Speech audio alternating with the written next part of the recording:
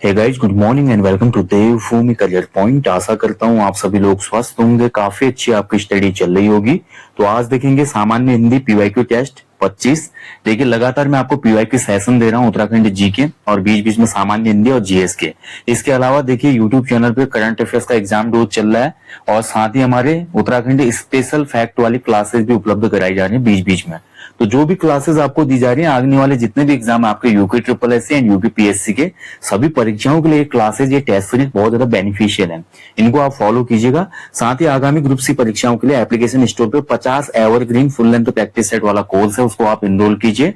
और अगर आपको फाउंडेशन कोर्स चाहिए सामान्य Hindi, Uttarakhand GK, GS, computer वगैरह का, तो उसके लिए न्यू कॉम्बो कोर्स है एप्लीकेशन स्टोर पे। तो फाउंडेशन बैच के तौर पे आप उसको ले सकते हैं, जिससे आप बहुत अच्छे से इन विषयों को समझ पाएंगे। ठीक है, तो चलिए शुरुआत करेंगे आज के सेशन की। सामान्य Hindi previous years questions test 25। पहला क्वेश्चन देखेंगे, निम्न में से कौन सा शुद्ध शब्द है। देखिए शुद्ध अशुद्ध शब्द से आपके क्वेश्चन बनते हैं और मैं इस पर एक वीडियो आपको पूर्व में दे चुका हूं, जिस पर मैंने आपको बताया है बार बार एग्जाम में पूछे जाने वाले महत्वपूर्ण शुद्ध अशुद्ध शब्द। तो यहाँ पर अगर ध्यान से देखते हैं तो ऑप्शन ए जो है इसमें अधिशासी, तो अधिशासी जो है ऑप्शन है ये बिल्कुल शुद्ध है। इसके अलावा कुछ ऐसे शब्द हैं जो बार बार एग्जाम में बनते हैं, जैसे आपका आशीर्वाद, ये एग्जाम में पूछा जाता है आशीर्वाद। ठीक है, तो आशीर्वाद का जो ये अशुद्ध रूप होता है, आशीर्वाद का शुद्ध रूप होता है आशीर्वाद। ठीक है, वा के ऊपर रॉ की मात्रा होती है। ठीक है, ये आशीर्वाद। ऐसे आपका पूछा जाता है उज्जवल, तो उज्जवल में देखिए आपका हम ऐसे लिखते हैं उज्जवल, जो कि गलत है। ठीक है, उज्जवल का शुद्ध रूप होता है उ आधा ज फिर आधा ज फिर व ल, उज्जवल। ऐसे आपका एक शब्द पूछा जाता है कवयित्री। ठीक है, कवयित्री, कवयित्री, तो कवयित्री जो होता है अशुद्ध होता है, इसका शुद्ध रूप होता है कवयित्री।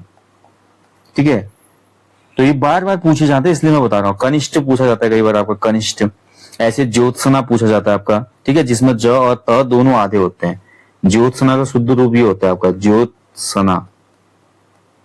ठीक है, ये शुद्ध होता है। इसके अलावा आपका एक और पूछा जाता है, जैसे आपका प्रज्वलित पूछा जाता है कई बार एग्जाम में। ठीक है, प्रज्वलित, तो प्रज्वलित भी आपको पता होना चाहिए। प्रज्वलित, प्रज्वलित ये शुद्ध रूप होता है। और ऐसे आपका पूजनीय, पूजनीय, पूजनीय जो होता है गलत होता है। जैसे हम लिखते हैं ना पूजनीय, परम पूजनीय, तो ये गलत होता है। इसका शुद्ध रूप होता है पूजनीय, पूजनीय। ऐसे और भी बहुत से शब्द हैं जो बार बार एग्जाम में बनते हैं। और सन्यासी पूछता है आपसे एग्जाम में कई बार, सन्यासी, तो सन्यासी का शुद्ध रूप होता है स न आधा न फिर सन्यासी, और ऊपर ये होता है आपका। ठीक है, ये सन्यासी का शुद्ध रूप है। शारीरिक पूछ लेता है कई बार, शारीरिक, शारीरिक में देखिए सा फिर रॉ में बड़ी की मात्रा फिर छोटी की मात्रा फिर क, शारीरिक, ये शुद्ध रूप होता है।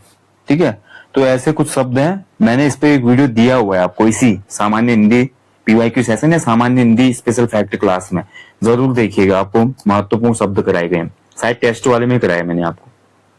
कथन को उद्धृत करने के लिए किस चिन्ह का प्रयोग किया जाता है।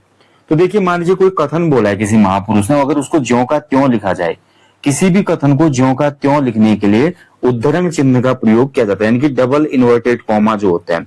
जैसे आप स्टेटमेंट देख लो, तुम मुझे खून दो मैं तुम्हें आजादी दूंगा, किसने कहा था, सुभाष चंद्र बोस जी ने। तो ये जो लाइन लिखी जाएगी, तुम मुझे खून दो मैं तुम्हें आजादी दूंगा, ये इन्वर्टेड कॉमा में लिखी जाएगी। ठीक है, ऐसे ही एक और स्टेटमेंट आती है, स्वराज हमारा जन्म सिद्ध अधिकार है और हम इसे लेकर रहेंगे, किसने कहा था, बाल गंगाधर तिलक ने कहा था। तो इस प्रकार के जो भी वक्तव्य होता है, जैसे गांधी जी ने कहा था मुझे एक चंद्र छह और मिलता तो भारत कब का आजाद हो जाता, है ना। तो जो भी स्टेटमेंट ज्यों के त्यों लिखे जाते हैं किसी आदमी के द्वारा बोले हुए, उसको हमेशा उद्धरण चिन्ह के अंतर्गत लिखा जाता है, ऑप्शन बी। ठीक है, उद्धरण चिन्ह दो प्रकार के होते हैं, एक आपका होता है जिसको हम बोलते हैं सिंगल इन्वर्टेड कॉमा, और एक होता है हमारे डबल इन्वर्टेड कॉमा। ठीक है, इसको, इसका उद्धरण चिन्ह का ना अन्य नाम अवतरण चिन्ह भी है, हाँ ध्यान रखेंगे, इसको अवतरण चिन्ह भी कहा जाता है, उद्धरण चिन्ह को। निम्न में शुद्ध वर्तनी कौन सी है। देखिए ये शब्द भी बड़ा पूछा जाता है, शुद्ध अशुद्ध वर्तनी में। तो देखिए शुद्ध जो हो जाएगा आपका ऑप्शन बी होगा इसमें। ठीक है, संश्लिष्ट, ये आपका सही हो जाएगा। तो संश्लिष्ट में देखिए आपका स अंक की मात्रा ऊपर इसके, फिर आधा सौ ये वाला। ठीक है, फिर छोटी की मात्रा संस, फिर ये लॉ में जाएगी मात्रा फिर स फिर ट, ठीक है, संश्लिष्ट। तो ये आपका इसमें शुद्ध हो जाएगा, ऑप्शन बी इसमें सही है। चलिए आगे बढ़ेंगे। वृथा का वर्तनी विश्लेषण क्या होगा? देखिए आपका वर्तनी विश्लेषण, वर्तनी विश्लेषण का मतलब होता है कि कोई भी शब्द किन वर्तनी से मिलकर बना हुआ है। जैसे एग्जांपल के तौर पे मैं लिखूं कमल, कमल जो शब्द है देखिए ये आपका आधा क धन अ, म धन अ, ल धन अ, ठीक है। तो कमल शब्द का जो हमारा वर्तनी विश्लेषण है ये है, यानी कि आपको मैंने वर्णमाला में पढ़ाया हुआ है स्वर जो होते हैं स्वतंत्र होते हैं हिंदी वर्णमाला में, लेकिन जो व्यंजन होते हैं हमेशा स्वर की सहायता से ही बनते हैं, बिना स्वर की सहायता से व्यंजन नहीं बनते, ठीक है। तो यहाँ पर जो वृथा है, वृथा को तोड़ना है आपने, तो वृथा को जब हम तोड़ेंगे देखिए इसका जो सही उत्तर हो जाएगा, वृथा का सही वर्तनी विश्लेषण होगा, सबसे पहले आधा व होगा इसमें, ठीक है। आधा व में हम देखिए किसकी मात्रा है, री की मात्रा जुड़ी हुई है, ठीक है। उसके बाद थ होगा आधा और थ में आ की मात्रा वृथा, तो ये हो जाएगा इसका वर्तनी विश्लेषण। कौन से ऑप्शन में है? तो ये आपका ऑप्शन डी में है, ठीक है, डी आंसर सही हो जाएगा। चलिए अगला देखिए, वाक्य को पढ़ने या बोलने में जो थोड़ी देर का ठहराव आता है उसे क्या कहा जाता है? कोई भी वाक्य जब हम पढ़ते हैं या बोलते हैं उसमें बीच में थोड़ा ठहराव जब लिया जाता है तो इस ठहराव को कहा जाता है अल्प विराम, ठीक है, ऑप्शन डी हो जाएगा इसका, अल्प विराम कहा जाता है इसमें, ठीक है, ध्यान रखेंगे।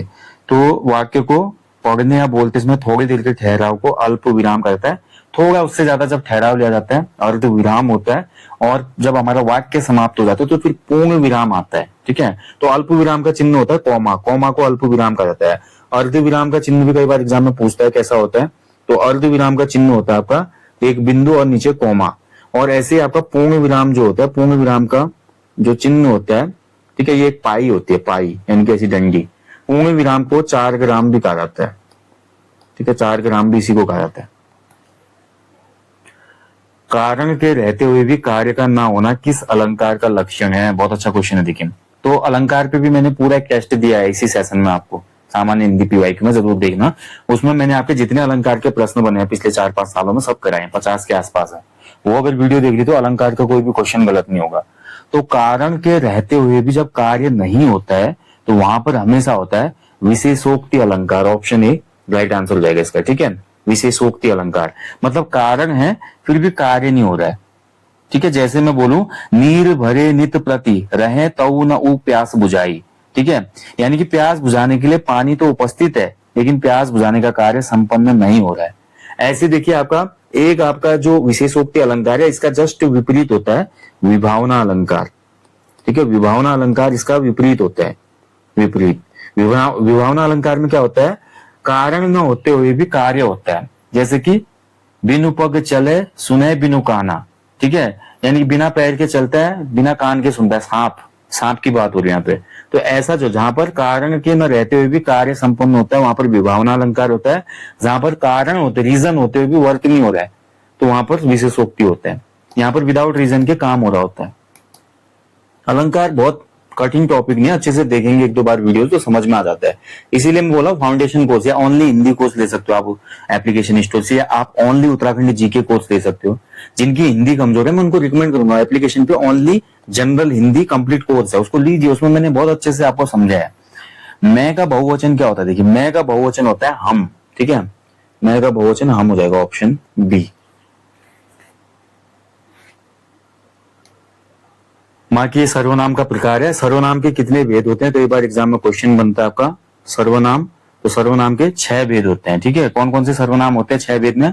पुरुषवाचक सर्वनाम, निश्चयवाचक सर्वनाम, अनिश्चयवाचक सर्वनाम, संबंधवाचक सर्वनाम, प्रश्नवाचक और निजवाचक सर्वनाम, ठीक है। तो हिंदी भाषा में सर्वनाम के 6 रूपों का प्रयोग किया जाता है। अच्छे से सभी सर्वनाम आपको याद होने चाहिए, इनके अंतर्गत कौन कौन से आपके सर्वनाम होते हैं ये पता होना चाहिए, ठीक है। नेक्स्ट क्वेश्चन है, भारत जैसा कोई देश नहीं है, इस वाक्य में रेखांकित पद का परिचय क्या होगा?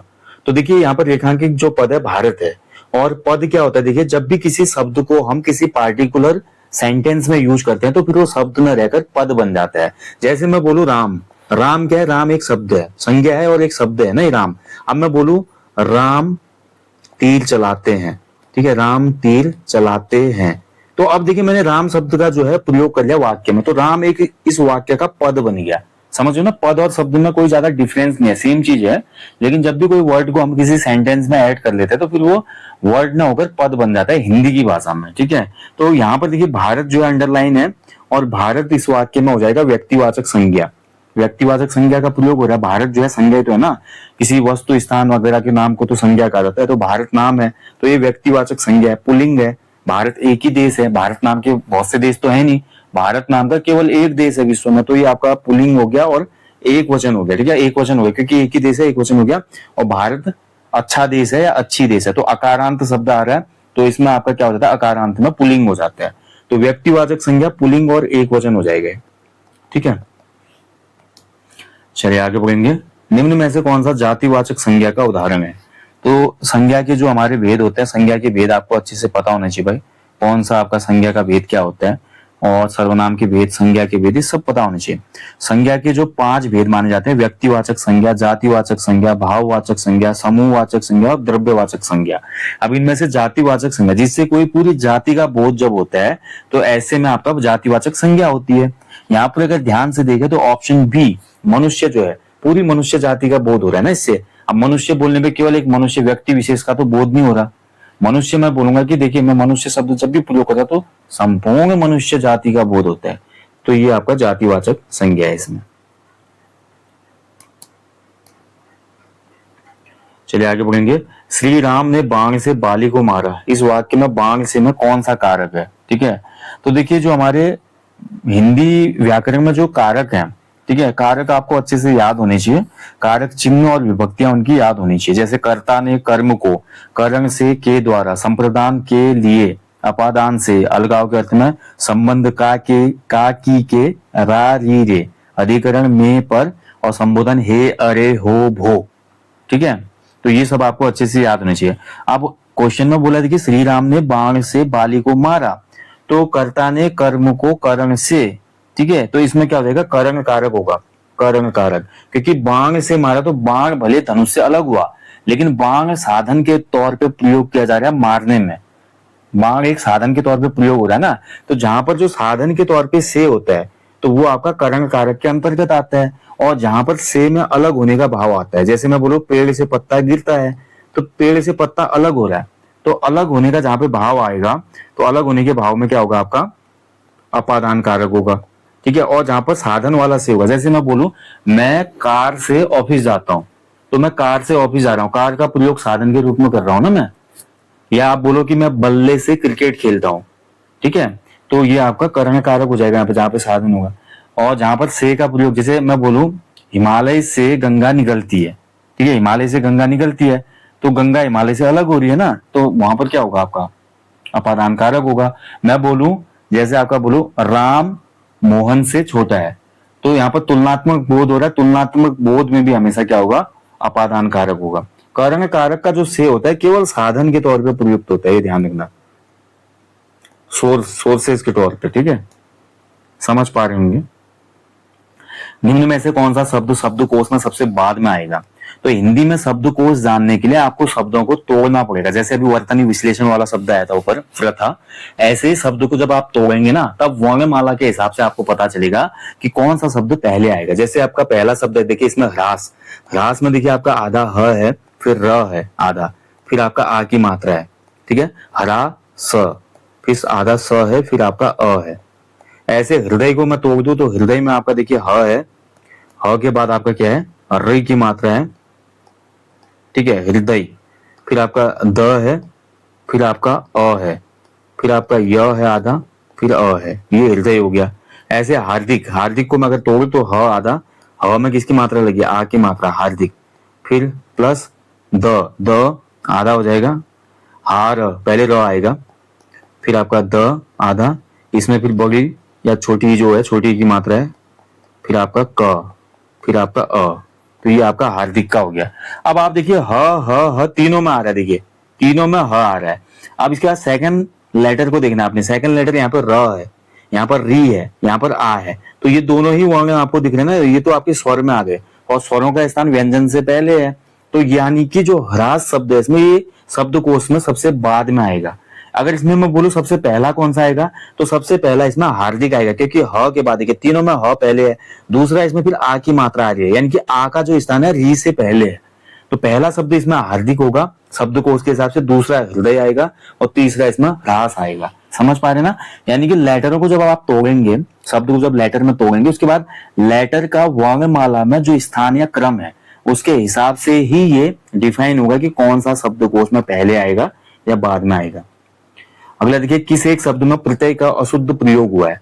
प्रत्यय क्या होते हैं, तो प्रत्यय जो होते हैं शब्दांश होते हैं जो शब्द के अंत में जोड़ते हैं। ठीक है, अब यहाँ पर देखिए प्रत्यय का अशुद्ध प्रयोग किसमें किया गया है। तो पहला देखिए आपका बुद्धिमती, दूसरा है आयुष्मती, तीसरा है बलमती और चौथा है आपका श्रीमती।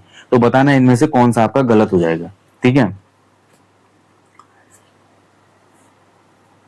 तो इसमें देखा जाए तो देखिए आपका बुद्धिमती, तो बुद्धिमती ये सही यहाँ पे जुड़ा हुआ है, आयुष्मती में मती सही जुड़ा है, श्रीमती में श्रीमती सही जुड़ा है। बलमती जो शब्द है इसमें प्रत्यय का अशुद्ध प्रयोग किया गया है। ठीक है, तो बलमती में मती प्रत्यय का प्रयोग अशुद्ध है। मती का संबंध बुद्धि से होता है, ना कि बल से। जैसे बुद्धिमती सही है, आयुष्मती भी सही है। ठीक है, ऐसे श्रीमती, श्री मतलब जो होता है पुल्लिंग होता है, उसमें मती जब हम जोड़ते हैं तो ये स्त्रीलिंग बन जाता है श्रीमती। बलमती जो शब्द है ये आपका गलत है इसमें, तो सी आंसर हो जाएगा इसका। अगला देखिए, नदी नाव संयोग लोकोक्ति का अर्थ क्या है। तो नदी और नाव का संयोग ये जो लोकोक्ति होती है, इसका सही उत्तर बताना है आपने।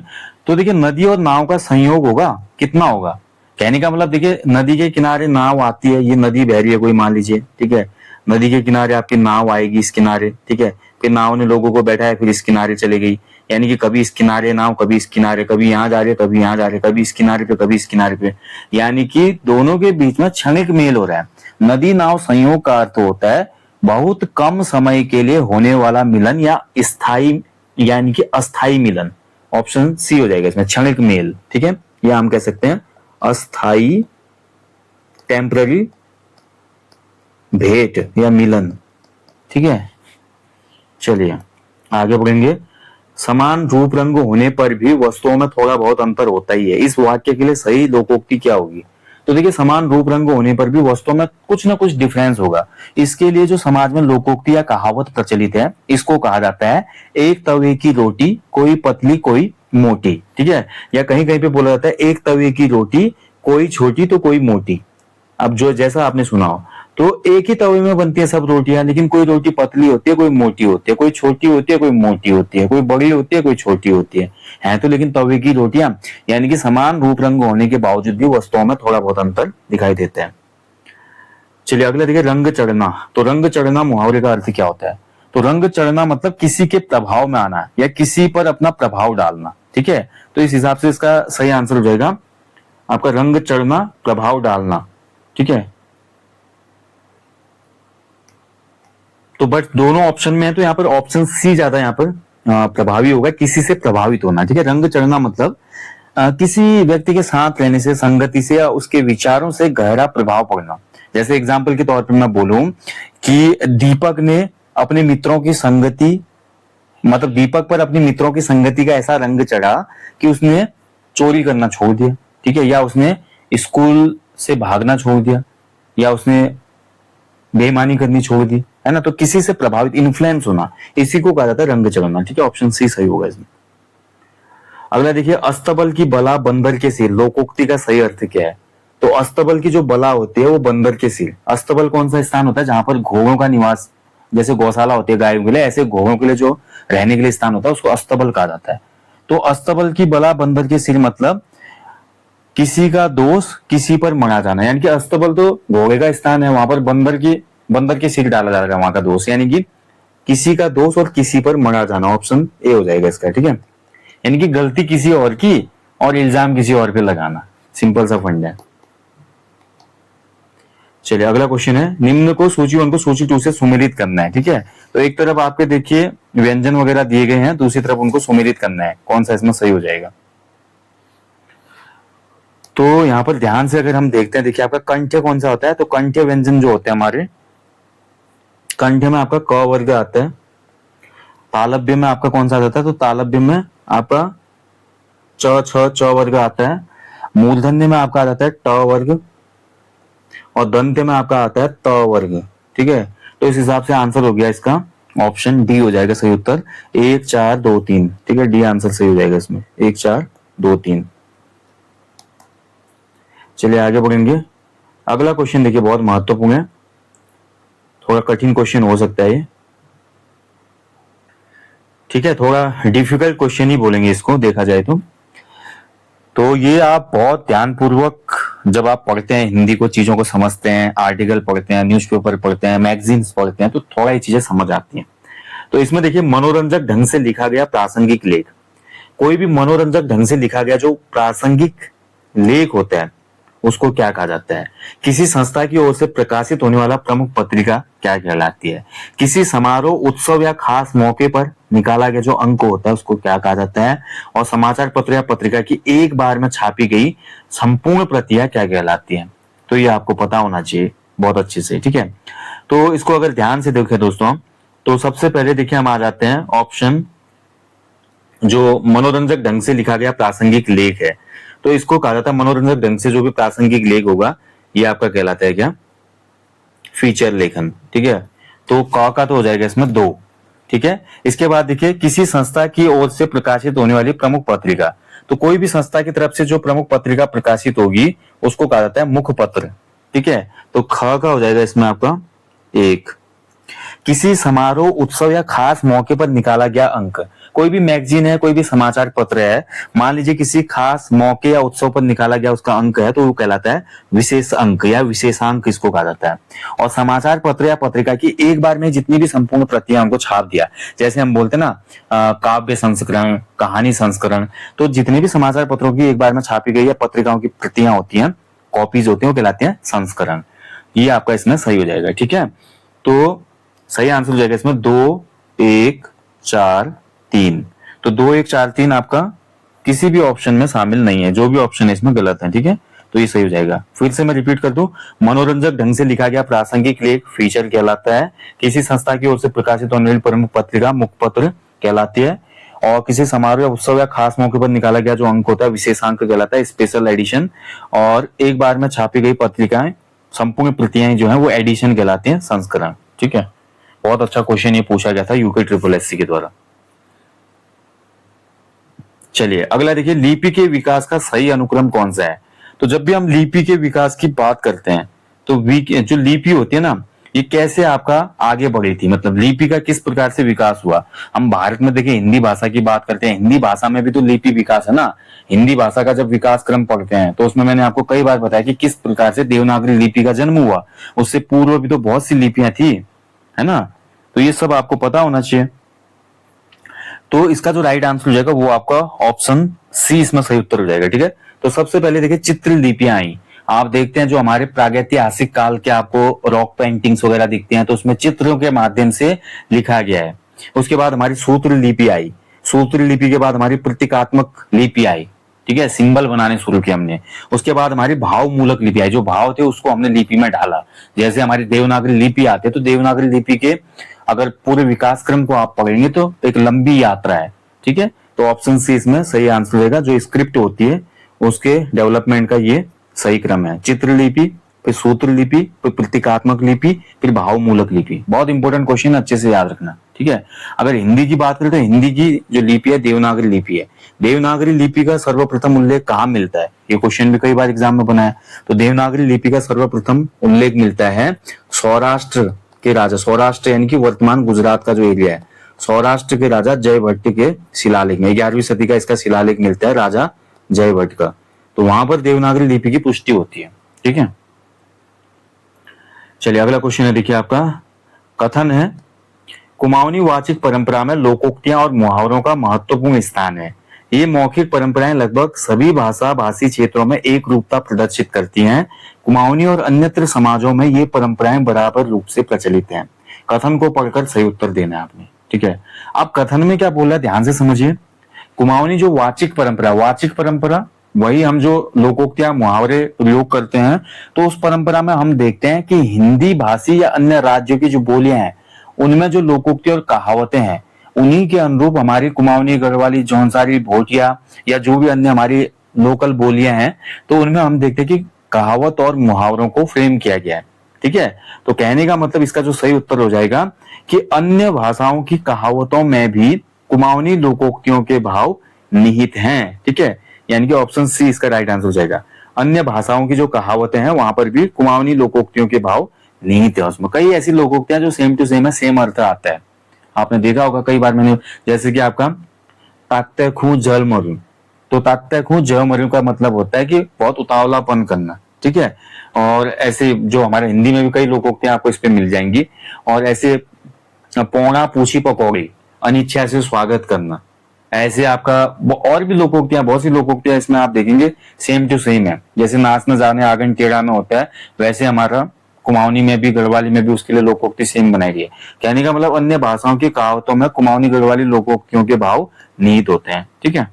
चलिए, और यही बोला जा रहा है कि जो ये मौखिक परंपराएं लगभग सभी भाषा भाषी क्षेत्रों में एक रूपता प्रदर्शित करते हैं। अगर एक रूपता है तो वहां पर भाई सेम बात हो रही है कि जो भाव अन्य बोलियों में है, कहावतों में, वो हमारे लोकल बोलियों में भी है। सी आंसर सही है इसका, ठीक है। चलिए, यहीं पे सेशन को समाप्त करेंगे दोस्तों। हमेशा की तरह बोलूंगा, अपने जीवन में एक पेड़ अवश्य लगाएं और लोगों को भी इसके लिए अवेयर करें। बाकी देखिए, अगर आपको देखिए किसी भी क्वेश्चन में या आपको किसी भी पॉइंट में डाउट है तो कमेंट बॉक्स में बस अवश्य कमेंट करें, ताकि नेक्स्ट सेशन में किसी भी क्वेश्चन का करेक्शन किया जा सके। हो सकता है गलती हो जाती है कई बार, अगर वो गलती हुई है तो उसको करेक्ट करना भी आवश्यक है, ठीक है।